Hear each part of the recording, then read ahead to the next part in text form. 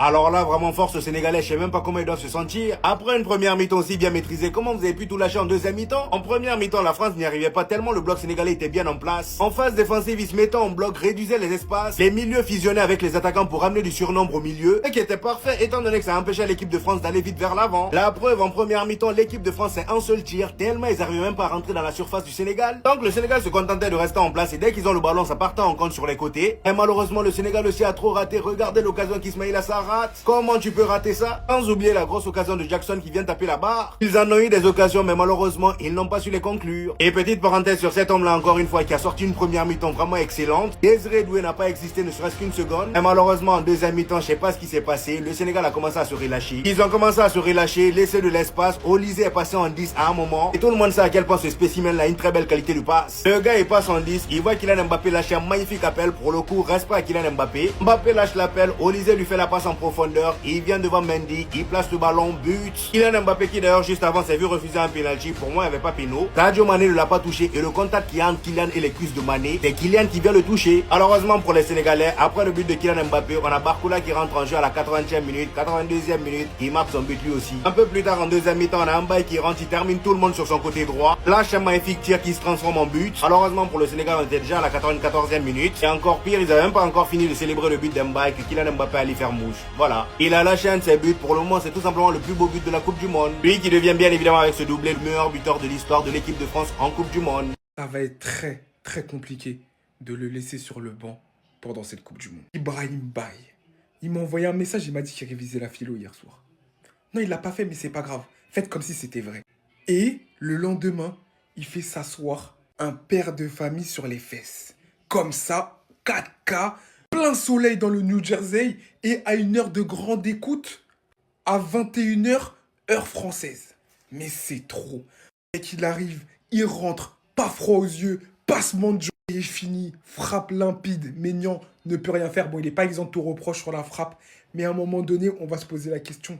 Dès qu'il met ce maillot du Sénégal, il devient un joueur trop dangereux. C'est notre Lamine Yamal à nous, en fait. En fait, à partir de ce moment où dans notre équipe, il y a un joueur de cette qualité, de comment il peut proposer, mais comment on peut le mettre encore sur le banc, en fait. C'est une question qu'on se pose, même si je sais qu'Ismaïla Sarr a plus d'expérience, même si je sais qu'il y a des joueurs comme Iliman Ndiaye qui peuvent jouer à ce poste-là aussi. Mais à un moment donné, il faut te poser les bonnes questions. À chaque performance avec ce maillot, il performe. Donc là, ça devient un casse-tête pour Pape Thiaw. Est-ce qu'il va le laisser sur le banc face à la Norvège, prendre encore un risque de ne pas avoir un dynamiteur de la sorte parce que quand il est rentré, en fait, c'est là que l'espoir est revenu. C'est tout simplement un génie. Il est trop fort. France-Sénégal 3-1. Franchement, les gars, on va pas passer par mille chemins. Quand tu as plusieurs occasions, que tu n'es pas capable de mettre un but et de plier le match en première mi-temps, parce que les gars, c'est en première mi-temps que tout s'est joué pour le Sénégal. Ils ont eu les occasions, ils avaient des possibilités, ils étaient un peu supérieurs à l'équipe de France. C'était là qu'il fallait tuer le match. Malheureusement, le football, c'est un sport qui est cruel parce que celui qui prime, c'est celui qui a le plus d'efficacité. Et en parlant d'efficacité, là où en première mi-temps, le quator français était complètement inexistant, deuxième mi-temps, je ne sais pas ce qu'il leur a dit Deschamps, ils reviennent avec des intentions bien meilleurs, beaucoup plus agressifs, ils se portent mieux vers l'avant, il y a de meilleures connexions, de meilleurs automatismes. Et cet homme, les gars, je vous le dis tout de suite, il est déjà en train de battre des records lors du premier match de cette Coupe du Monde. Et lui, il est parti pour faire encore une fois une Coupe du Monde légendaire. Entre les coachings gagnants, c'est-à-dire des mecs qui peuvent sortir du banc et te faire gagner un match, ou encore un mec comme Olysée, les gars, percussion, engagement, vision de jeu, vitesse, vivacité. Les gars, c'est trop. Cette équipe, c'est trop. Alors oui, c'est un excellent début de Coupe du Monde pour l'équipe de France et un très mauvais pour le Sénégal. Mais attention, c'est pas terminé. Encore 2 matchs. Norvège-Irak, je pense que c'est à la portée du Sénégal. Et je pense que l'équipe de France, ça y est, premier de la poule. Très beau match, victoire méritée, ça s'est donné des deux côtés, c'était propre. Mais est-ce qu'on peut parler du but d'Mbaye maintenant? Mbaye, waouh, il m'a régalé. Passe mon job, crochet, frappe lourde, lourde. C'est qui est tombé sur l'action? J'ai même pas fait attention tellement ça allait vite. C'est l'enfant de qui l'a fait tomber comme ça, c'est terrible. Ouais, Mbaye, les gars, c'est méchant. Il est rentré, il a choqué direct. Non, franchement, son but, il m'a enjaillé. Après, derrière, Kiki, il a répondu. Il a dit, hé, oh, tu vas pas prendre la lumière de quelqu'un ici. Non, Kiki, il a été méchant, frappe lourde de 30 mètres dans la lucarne, comme ça, que dire? Que dire? Le match a été génial, les gars. Franchement, ça s'est bien donné, ça a envoyé des deux côtés. Après, la France, c'est quand même les favoris pour la Coupe du Monde. Donc le Sénégal n'a pas à être déçu, n'a pas à être triste, parce que, vas-y, ils ont fait le taf, ils les ont grave bien tenus. Après, à la fin, ça a un peu lâché. Mais bon, merci pour la prestation des deux équipes. Et franchement, cette Coupe du Monde, elle m'enjaille, hein. Ça s'envoie bien, c'est intéressant ce qu'on voit. Je suis content parce que la Côte d'Ivoire a gagné aussi, donc c'est pour ça. Mais franchement, ça s'envoie bien, ça s'envoie bien. Donc affaire à suivre. Barcola, merci pour cette entrée aussi.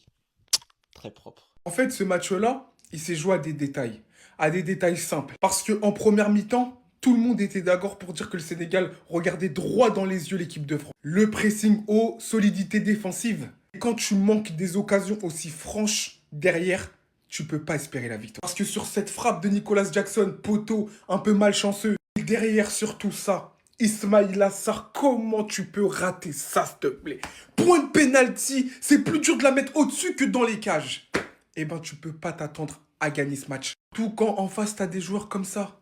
T'as des joueurs comme Kylian Mbappé qui peuvent sortir des frappes de 30 mètres. Tu sais même pas d'où elles sortent. T'as des joueurs comme Michael Olise qui se baladent entre les lignes. Hein? Et c'est là où j'en veux à Pape Thiaw. Au retour des vestiaires, tu as vu que l'équipe de France commençait à reprendre du poil de la bête. Que ton plan de jeu ne marchait pas. On a beaucoup critiqué Aliou Cissé qui tardait à faire des changements et t'as fait la même chose. Parce que quand ce monsieur a commencé à se balader entre les lignes, quand il a pris le jeu à son compte, il a commencé à faire des passes en profondeur, il n'y avait personne pour le suivre. Et j'aurais aimé du changement au milieu de terrain parce qu'on sentait que physiquement ça pêchait. Aujourd'hui, Kalidou Koulibaly qui revient de 3 mois de blessure, ça s'est senti, c'est normal. Mais grosse force à Crépin Diatta qui a encore fait un match magnifique. En fait, ce joueur, il est tout simplement exceptionnel. Moi, je suis pas découragé, les gens, ils peuvent parler. Ça reste l'équipe de France en face. On a quand même fait un très bon match. Un match qui aurait pu changer de physionomie si Brahim Baye serait rentré peut-être avant. Iliman Ndiaye aussi qui a fait une très belle entrée. Voilà, c'est comme ça. Une défaite, on va apprendre. Il reste 2 matchs. Norvège, Irak, faut 6 points. C'est tout. On vous l'a dit, c'est sa compétition. Qui va dire quoi maintenant? Qu'est-ce qu'il doit faire de plus après que le Sénégal réduit le score? Prends le ballon, envoie ce pétard-là. Viens faire le break et terminer le match. Sachant que c'est aussi lui qui montre le chemin à son équipe lors du premier but. Vous voulez qu'on parle? Regardez la liste des blancs actifs. Regardez qui marque les buts de l'équipe de France. Regardez qui est devenu le meilleur buteur français de l'histoire de la Coupe du Monde. Regardez Toko qui est devenu le meilleur buteur de l'histoire des Bleus. Il a été exceptionnel. S'il prenait pas cette initiative, ce leadership, à un certain moment donné dans le match, alors que les Bleus n'y arrivaient pas, les Bleus ne s'en sortaient pas, alors que le Sénégal a eu des folles occasions. L'entrée de Barcola, exceptionnelle. Mais ça, c'est hors du commun et vous allez plus nous la faire. C'est sa Coupe du Monde, c'est son équipe, c'est son ballon d'or. Son match aujourd'hui, j'ai juste pas les mots en fait. L'espace qu'il a bouffé, certes il a raté beaucoup d'occasions, mais l'espace qu'il a bouffé sur les passes de ses coéquipiers, notamment de Olise, c'est tout simplement beaucoup trop fort les gars.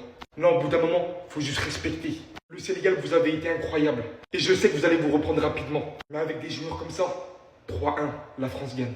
Là-dessus, donc un peu déçu de Maignan. Théo Hernandez sur le côté gauche, il s'est fait tellement malaxer par Mbaye. Ah, il s'est pris une Messi Boateng. Ah, il s'est fait malaxer, il a fini sur le popotin. Tu finis comme ça, Coupe du Monde en 4-4 devant la terre entière sur le popotin. Le popotin. Tu te prends un crochet par Mbaye, Titi parisien, tu finis sur le popotin. Il s'est fait aspirer son âme. Il s'est fait aspirer son âme. C'était Ghostbuster. On n'était plus dans un match de foot, c'était Ghostbuster. Il s'est fait détruire. Le but de Mbaye est incroyable, mais encore une fois, premier poteau, forcément. Maignan s'est fait avoir. Il a anticipé la frappe croisée. Il s'est fait prendre au premier poteau, alors qu'il était quand même excentré, le bon vieux Mbaye. Mais en tout cas, aujourd'hui, ouais, c'est Théo que j'ai pas aimé. Koundé également, sa première mi-temps, elle est calamiteuse, c'est mieux en deuxième, c'est lui qui est au départ de la récupération déjà sur les premières situations françaises. Donc Koundé fait une meilleure deuxième mi-temps, mais sa première mi-temps est calamiteuse et lui aussi, pour moi, les interrogations qu'on a surtout, c'est au niveau des latéraux. Il faut essayer Lucas Digne, pour moi, Le Sénégal, dommage, voilà dommage. Quand j'ai regardé la première mi-temps, je me suis dit la France inexistante. Après en deuxième mi-temps, ils ont accéléré. Mobutu, il a activé le mode Coupe du Monde. Quand lui, il active le mode Coupe du Monde, ça devient compliqué. Michael Olise, il trouve des passes, elles sont exceptionnelles. C'est l'équipe de France, c'est la meilleure équipe du monde. Le Sénégal, bien joué, voilà bien joué. Mention spéciale pour Gana Gueye, Pape Gueye et Ibrahim Baye.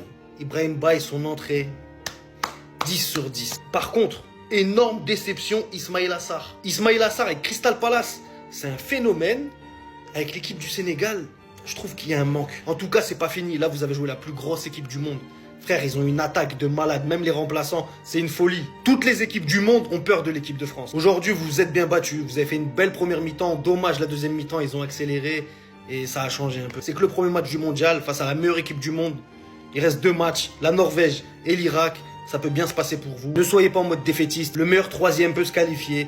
Donc le Sénégal, j'ai confiance en vous. Je sens que dans cette compétition, vous pouvez aller nous chercher un quart de finale, une demi-finale. Juste aujourd'hui, qu'on soit honnête, c'était une marche un peu trop haute. L'équipe de France, c'est les ténèbres. Les gars, voilà que je suis sincère. Hein. Mais l'équipe de France, en fait, le danger vient de partout. À gauche, à droite, au milieu de terrain, en attaque. C'est l'équipe de France, les frères. Voilà. En tout cas, bien joué à vous et bon courage pour les 2 prochains matchs. Sénégal-Rec, on est ensemble les frères toujours. Algérie-Sénégal.